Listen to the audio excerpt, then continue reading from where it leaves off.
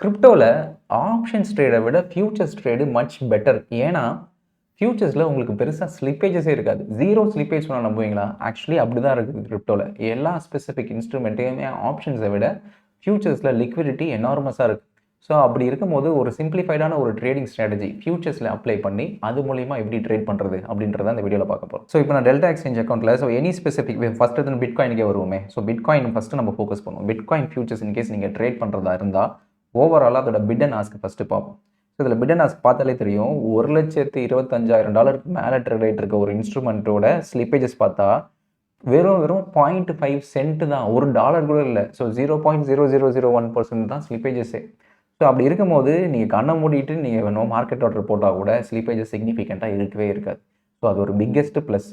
So அப்படி இருக்கும்போது இதில் மினிமம் பிரேக் ஈவன் எவ்வளோ பாயிண்ட்டுக்கு மேலே எடுத்தால் என் காஸ்ட்டு கவர் ஆகும் அப்படின்னு பார்த்தீங்கன்னா மினிமமே 120 பாயிண்ட்டுக்கு மேலே எடுத்தால் தான் உங்கள் காஸ்ட்டு கவர் ஆகும். விச் இஸ் 0.1%க்கு மேலே இருந்ததுன்னா ப்ராஃபிட். ஸோ இந்த நம்ம ஊரில் பேங்க் நிஃப்டிலலாம் நீங்கள் ட்ரேட் பண்ணுற மாதிரி சும்மா 10 பாயிண்ட் 20 பாயிண்ட்டு கிரிப்டோவில் ட்ரேட் பண்ணாதீங்க. ஏன்னா இது $20 சார்ஜஸ் கிடையாது, டேர்ன் ஓவர் சார்ஜஸ். ஸோ அப்படி இருக்கும்போது $1,25,000 ட்ரேட் ஆகிட்டு இருக்க ஒரு இன்ஸ்ட்ருமெண்ட்டுக்கு நீங்கள் மினிமமே 120 பாயிண்ட்டுக்கு மேலே, ஸோ $120க்கு மேலே இருந்தால் தான் பிரேக் ஈவனே ஆகும். ஸோ அப்படி தான் உங்கள் ஸ்ட்ராட்டஜியை கிரியேட் பண்ணணும். ஸோ அப்படி இருக்கும்போது lower time frame totally out of the question. So இதுக்கு என்ன ஸ்ட்ராட்டஜி கரெக்டாக இருக்கும் ஃபஸ்ட் அதை பார்ப்போம். ஸோ இப்போ நீங்கள் பார்த்துட்டு இருக்கிறது பிட்காயினோட சார்ட். ஸோ அது ஒரு normal 5 minutes chart.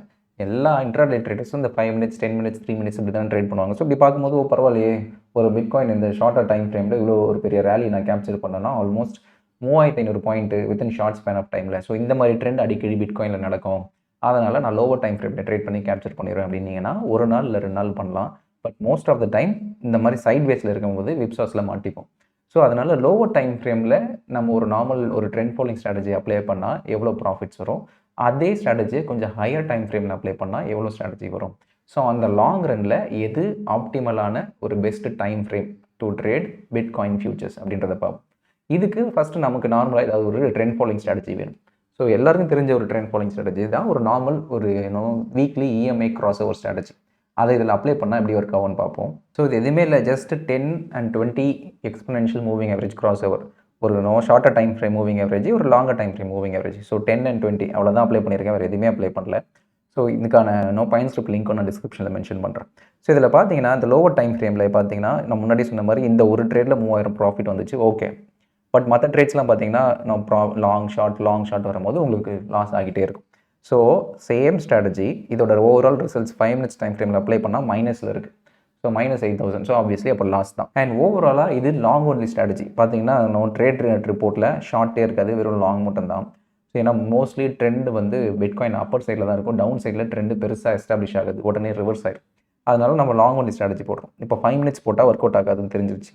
So 15 minutes போட்டு பார்ப்போம். ஸோ 15 மினிட்ஸ் போட்டிங்கன்னா ஓவராலாக 31,000 பாயிண்ட்ஸ் இருக்குது. So overall profits. ஸோ இதில் நான் வந்து ஜஸ்ட் ஒரே ஒரு லாட் ப்ராப்பர்ட்டிஸில் போனீங்கன்னா ஒரே ஒரு குவான்டிட்டி தான் கொடுத்துருக்கேன். ஸோ அப்படி இருக்கும்போது 31,000 profits and 12,000 points loss. And profit per trade நான் முன்னாடி என்ன சொன்னேன்னா அது ஓவராலாக ப்ராஃபிட் பர் ட்ரேட் மினிமமே 120 பாயிண்ட்டுக்கு மேலே இருந்தால் தான் ப்ராஃபிட் சொன்னேன். இதில் பார்த்தீங்கன்னா 62 பாயிண்ட் தான் இருக்குது. So after charges it is not a profitable strategy.